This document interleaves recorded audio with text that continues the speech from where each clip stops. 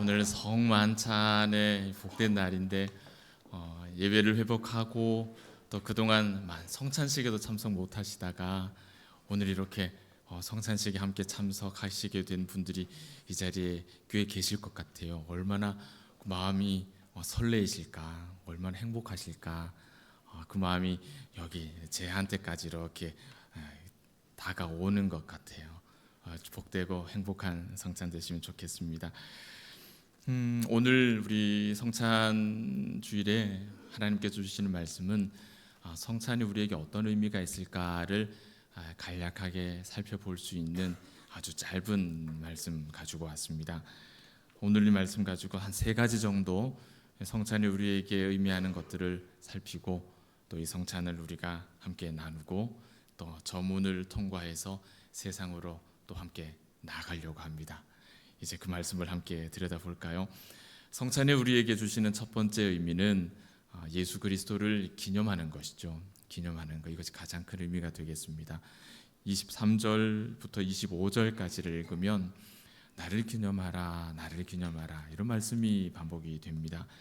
여러분, 예수님께서 나를 기념하라라고 하시는 말씀은 단순하게 나를 한번 생각 좀 해봐, 내가 어떤 사람인지 한번 좀 생각해봐, 스치듯이 단순하게 한번 떠올리는 것, 그런 의미는 아닙니다. 그런 의미가 아니라 이 기념하라라고 하시는 말씀은 나를 생각하면서 그 생각이 어디까지 가야 되느냐 하면 예수님의 마음을 내 마음에다 이렇게 이식하는 거예요. 예수님이 어떤 마음을 품고 계시는가, 그 마음을 내 마음에다가 가져다 심는 겁니다. 예수님의 마음을 한번 헤아려 보는 것이고 예수님의 머릿속에 한번 들어가 보는 거예요. 그런 정도를 나를 기념하라라고 표현을 하시는 겁니다. 여러분, 예수님을 떠올리면 어떤 예수님에 관한 인상이 제일 먼저 떠오르시나요? 그리스도의 비하, 하나님께서 이 땅에 오신 것이죠. 그리스도의 비하, 이 땅에 오심, 그리고 공생애를 통해서 가르치고 또 고쳐주시고 또 복음을 널리 전하셨던 그런 일들, 그리고 예수님의 그 삶의 한 구석구석 그 순간순간들은 우리 믿는 사람들이 다 붙쫓아야 할 신자의 모범적인 삶이죠. 그런 모습들도 굉장히 많이 우리 생각해 볼 수 있습니다. 그렇지만 예수님께서 성찬을 우리에게 배설하시면서 나를 기념하라라고 하실 때에는 그런 내용들보다 조금 더 집중되는 내용들이 있어요. 그것은 바로 나를 위해 몸을 버리시고 피를 흘리신 예수님 앞으로 우리를 끌고 가는 것이 이 성찬의 특별한 의미가 되겠습니다. 구원의 은혜를 깊이 생각하는 것이 성찬의 특별한 의미가 되는 것이죠. 왜 예수님은 우리를 위해서 피를 흘리고 또 살을 찢어 그렇게 죽으셔야 했을까요? 여러분, 우리는 거기에 대해서 각자의 언어로 이러이러해서 이렇게 하신 거지라고 표현할 수 있을 겁니다. 그러나 성경은 뭐라고 우리에게 설명할까요? 그 내용이 이사야 53장의 5절과 6절에 참 자세히 기록되어 있죠. 그 말씀을 제가 한번 읽어드리겠습니다. 그가 찔림은 우리의 허물을 인하며 그가 상함은 우리의 죄악을 인함이라. 그가 징계를 받음으로 우리가 평화를 누리고 그가 채찍이 맞음으로 우리가 나음을 입었도다. 우리는 다 양 같아서 그릇 행하며 각기 제 길로 갔거늘 여호와께서는 우리 무리의 죄악을 그에게, 그의 아들에게, 예수에게 담당시키셨도다. 아멘. 내가 어떻게 구원을 받았을까? 내가 어떻게 영생을 얻게 되었을까? 여러분, 성경은 오늘 금방 읽은 이사야 말씀을 통해서 우리가 어떻게 구원을 얻었는지, 우리가 어떻게 영생을 얻게 되었는지를 설명합니다. 바로 예수 그리스도의 십자가 공로, 그 은혜로 우리가 이 은혜를 얻은 것이죠. 그런데 그럼에도 불구하고 우리는 삶이 너무 분주해서 그런 걸까요? 이 진리를 우리 삶 속에서 너무 자주 잊어버리고 사는 것 같아요. 잊어버리고 사는 것 같아요. 오늘 욥기 말씀을 새벽에 함께 묵상했거든요. 친구 빌닷의 이야기를 듣고 이제 욥이 고백하는 내용들을 잠깐 읽었는데 그 말씀이 우리 머릿속에는 다 아는 말씀이에요. 다 하는 말씀이에요. 그런데 머리로 아는 말씀이 마음으로 동의를 하려니까 안 됩니다. 하나님께서는 주시기도 하고 취하시기도 하는 분인데 머리로 다 알죠. 머리로는 다 되는데 그 주심과 그 취하심이 나에게 생기는 일이 되면 머리로 알던 그 일이 가슴으로 동의가 잘 됩니까? 안 됩니까? 안 되는 일이에요. 안 되는 일이에요. 마치 이 성찬이 그 구원의 은혜가 우리 머릿속에 완벽하게 새겨져 있음에도 불구하고 우리가 생각하지 않고 살아요. 너무 많은 시간 잊어버리고 살더라는 것입니다. 주님은 우리가 가지고 있는 이런 연약함들을 너무 잘 아시기 때문에 오늘 이 성찬을 우리에게 친히 제정하셔서 떡을 떼고 잔을 나누면서 우리의 구원을, 그리스도를, 그 십자가를 기념하라고 우리에게 은혜를 베푸시는 겁니다. 이것이 성찬이 우리에게 주는 첫 번째 의미예요. 두 번째 의미는 이 성찬을 통해서 우리는 인생의 모든 사명을 발견하게 됩니다. 새롭게 발견하는 건 아니에요. 아마 오래전부터 우리에게 주어진 이 사명일 겁니다. 우리는 그것을 살아가는 이유라고 말할 수도 있고 살아가는 목적이라고 말할 수도 있습니다. 오늘 말씀 26절을 보시면 너희가 떡을 떼며 잔을 마실 때마다 뭘 하라 그럽니까? 주의 죽으심을 언제까지요? 오실 때까지 뭘 하라고요? 전하라. 자, 세 가지. 주의 죽으심을 언제? 오실 때까지. 마지막으로 세 번째는 전하라. 이 일이 우리에게 주어진 일인 거예요. 이 일이. 이 성찬이 오래전에 계셨다가 어떤 일들을 하셨다가 십자가에서 죽으신 한 분 예수라고 하는 그 청년을 기념하는 것, 한 번쯤 생각하는 것이 아니라 오래전에 있었던 예수를 생각하는 것으로 그치지 않고 이 성찬은 그 예수께서 오늘 우리에게 연결되어 있다라는 것을 이 말씀이 분명하게 우리에게 가르치고 있습니다. 우리를 위해 몸짓고 피 흘리신 예수 그리스도를 전하는 것이죠. 이것이 살아가는 이유고 목적이고 우리는 그것을 사명이라고 불러요. 이 땅에 다시 오실 때까지 우리는 각자가 다 다른 삶의 모양을 가지고 있지만 그 이유와 목적과 사명은 같다라는 거예요. 이 일을 우리가 하는 것입니다. 예수님은 십자가에 죽으시고 3일 만에 부활하셔서 지금은 하나님 보좌 우편에 계시죠. 예수께서 승천하실 때 크게 굵직하게 두 가지를 우리에게 말씀으로 남기셨습니다. 첫 번째는 이 복음을 땅끝까지 전하라라고 말씀하셨죠. 그 말씀이 마태복음 28장에 나오죠. 또 한 가지 무슨 말씀을 남기셨을까요? 무슨 말씀을 남기셨을까요? 내가 반드시 다시 오리라. 자, 이 두 말씀이 가장 굵은 말, 굵직한 두 가지 메시지예요. 이 복음을 땅 끝까지 전하라. 내가 반드시 다시 오리라. 여러분, 이것이 우리의 사명이고 이것이 우리에게 있어서 가장 중요한 소망인 겁니다. 이것이 은혜를 입은 자가 이 땅을 살아가는 가장 첫 번째 삶의 반응이죠. 이 일을 위해서 우리가 이 땅에서 남은 자로 사는 거예요. 지난 금요일처럼 10명의 문둥병자 중에 한 사람이 예수께로 돌아왔습니다. 나머지 사람은 자신의 삶으로 돌아갔죠. 그러나 이 한 사람의 사마리아인은 예수를 만나기 위해서 돌아왔죠. 남은 자. 그 사람을 통해서 우리가 온전한 믿음을, 순전한 믿음을 전수받습니다. 각 세대마다, 각 시대마다 하나님께서는 바알에게 무릎 꿇지 않는 순전한 믿음의 사람들을 그 시대에, 그 세대에, 그 가정에 남기세요. 그 가정을 남기셨어요. 그리고 그 사람을 통해서 믿음이 전수되게 하시는 겁니다. 이 일을 위해서 우리에게 건강을 주시고, 이 일을 위해서 우리에게 물질을 주시고 재능을 주시고 시간을 주십니다.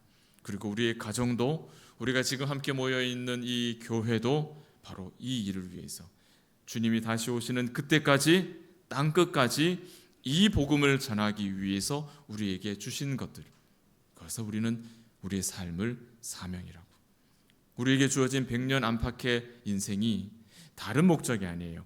이 사명 감당하라고 주신 시간이라는 것, 우리가 한시도 잊어서는 안 될 것입니다. 우리가 성찬을 받기에 앞서서 우리가 지금까지 살아왔던 그 삶의 발걸음들을 한번 되돌아봤으면 좋겠습니다. 이렇게 우리에게 주어진 사명이 있다 하셨는데 그 사명에 합당한 걸음들을 걷고 있느냐? 살아온 걸음들을 이렇게 들여다보니 온통 이건 뭐 먹을까, 뭐 입을까, 어떻게 살까, 이 걱정과 염려로 그냥 그것밖에 보이지 않으면 여러분 어떡합니까? 그러면 안 되잖아요, 그죠? 그러면 그럴 수 없잖아요. 목사인 저에게 있어서 저도 똑같습니다. 여러분과 다르지 않아요. 이 성찬을 준비하면서 저에게 이 질문을 먼저 던지는 겁니다. 최 목사야, 또 목사로 살면서 예전에 약속하지 않았니? 내 앞에 엎드려서 두 손 두 발 다 들고 약속하지 않았니? 그런데 너 뭐 먹고 살지? 뭐 입고 살지? 놈들만큼 너도 공부 어지간히 했는데 네 친구들은 다 잘 나가는데 너 뭐 하고 있니? 이거 비교해 가면서 내 인생은 왜 이런고? 너 왜 그러니? 그래서 돌아봤을 때 이런 생각만 남아있다면 그럴까 봐 저 얼마나 걱정이 되는지 몰라요. 그런 목회자 인생 살까 봐.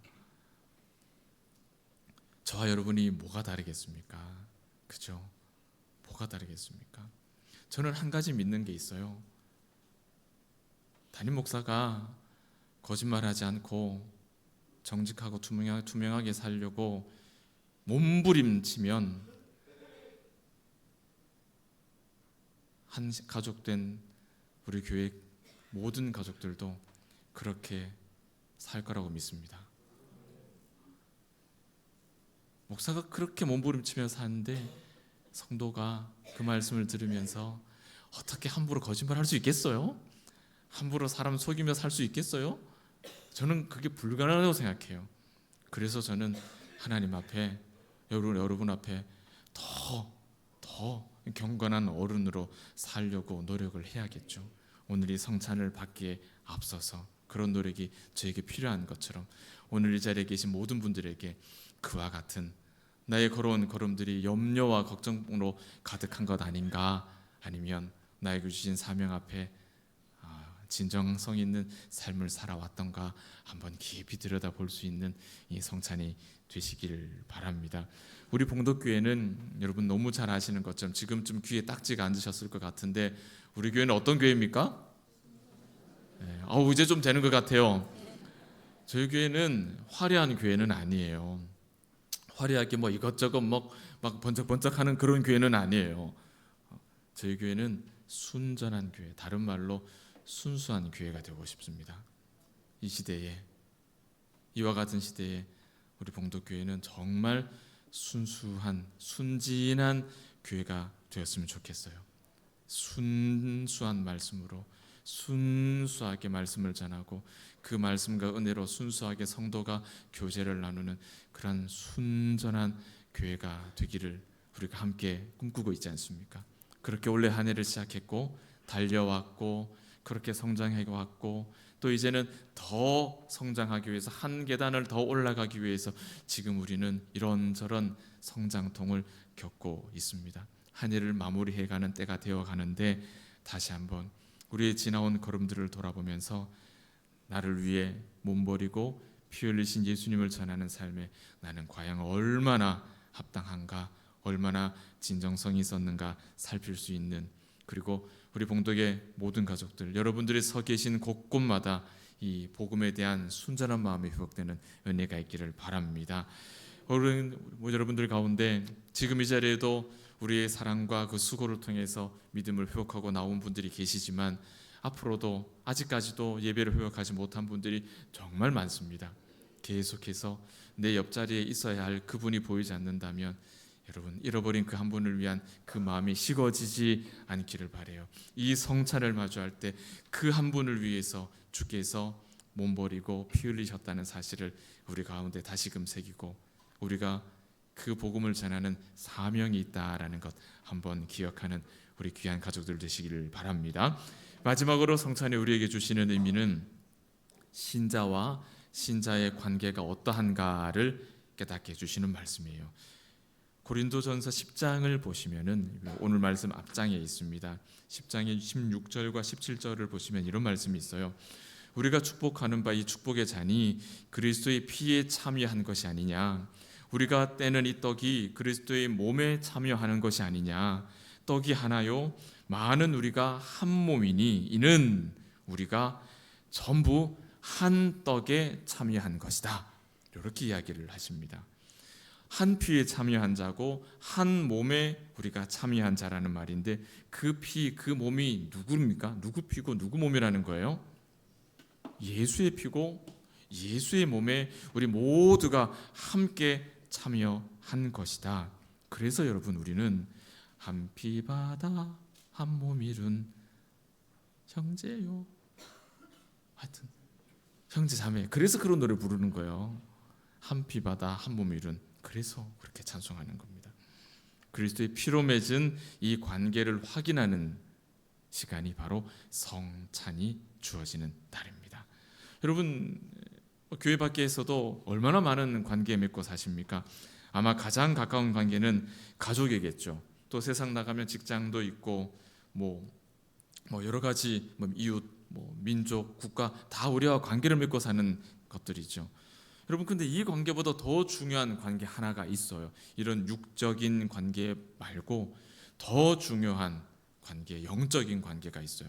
바로 신자와 신자의 관계, 우리 성도와 성도의 관계. 왜 중요하냐? 우리 사이에 뭐가 있습니까? 그리스도의 살과 피가 있기 때문에, 그리스도로 맺어진 관계이기 때문에 이 관계가 예수 생명 가족 공동체라고 불리는 가장 중요한 관계입니다. 여러분 세상 살다 보니 우리 세상살이가 그 이해관계가 어때요? 단순합니까? 복잡합니까? 이건 저같이 목회만 하는 사람은 밖에 나가면은 딱 굶어 죽기 딱 좋아요. 그죠? 눈 뜨고 코 베이기 딱 좋은 사람이 저 같은 사람이죠. 아무것도 모르는 사람이에요. 세상 물정 모르는 사람. 그럼 얼마나 이해관계가 복잡한지 세상에서 조금만 집중하면 내 가족이 희생이 됩니다. 그렇다고 우리 그 남편분들 너무 닥달하지는 마셔요. 얼마나 힘드시겠어요, 사시기가. 그렇다고 내 가족에 집중하면 무슨 일이 생겨요? 예수님이 희생이 됩니다. 그런 일들이 또 왕왕 발생을 해요. 신자의 관계가 별것 아닌 것처럼 소홀히 다루어도 될 것 같은 것처럼 보일 수 있지만 여러분 그렇지 않거든요. 신자의 관계만이 영원한 관계입니다. 여러분의 가족 관계, 여러분의 직장 관계, 친구 관계, 여러분 그건요 내가 죽든 내 친구가 죽든 하나 죽으면 끝나는 관계가 되죠. 그런데 우리의 관계는, 저와 여러분의 관계는 영원히 지속되는 관계예요. 천국 가도 이 관계는 계속되는 관계예요. 어떤 관계가 더 중요한가? 우리 다시 한번 생각해 볼 만한 중요한 문제죠. 그래서 이 성찬, 이 한 몸, 이 한 피를 통해서 우리가 주께서 우리를 사랑으로 용서하신 것처럼 우리가 서로와 서로를 용납하는 것. 말씀드렸죠. 선인장을 꽉 껴안을 수 있는 사람이 예수 믿는 사람이라고. 끌어안으면 끌어안을수록 피가 질질질질 나오지 않습니까? 그런데 그거 끌어안을 수 있는 사람이 예수 믿는 사람이라고. 우리가 성찬을 받는 이유는 그 선인장, 사포 같은 사람, 스치기만 해도 상처나는 그 사람 내가 끌어안기 위해서 이 성찬을 받는 것입니다. 사랑하는 여러분, 봉도의 가족들이 오늘 예수님의 식탁, 멘사 크리스티, 예수님의 식탁을 함께 마주하는 날입니다. 우리는 이 식탁에 아주 산의 진미들을 배설하지는 못했어요. 그러나 식사는, 가족 간의 식사는 행복의 상징인 것처럼 오늘 그리스도의 몸과 피로 차린 이 식탁을 우리가 함께 나누면서 식어진 예수님에 대한 구원의 첫사랑을 회복하고 또 우리의 사명을 회복하고 또 우리와 우리 사이에 영원히 지속될 가장 소중한 그 관계가 다시 회복될 수 있는 은혜가 있기를 바랍니다. 성찬은 이와 같은 하나님의 말씀을 가슴에 새길 때 우리에게 효력이 있을 거예요. 오늘 성찬을 시작할 때 사랑하는 우리 모든 봉도의 가족들 가운데 이 성찬의 의미가 정말 살아 움직이는, 그래서 이 성찬을 마치고 저문을 나갈 때에는 정말로 하나님께서 우리에게 베푸신 구원의 은덕이 우리의 삶을 통해서 마음껏 춤추는 인생이 될 수 있도록 사랑하는 여러분의 삶을 아름답게 재단하는 복된 믿음의 가족들 되시기를 주의 이름으로 축복합니다. 우리 함께 찬송가 104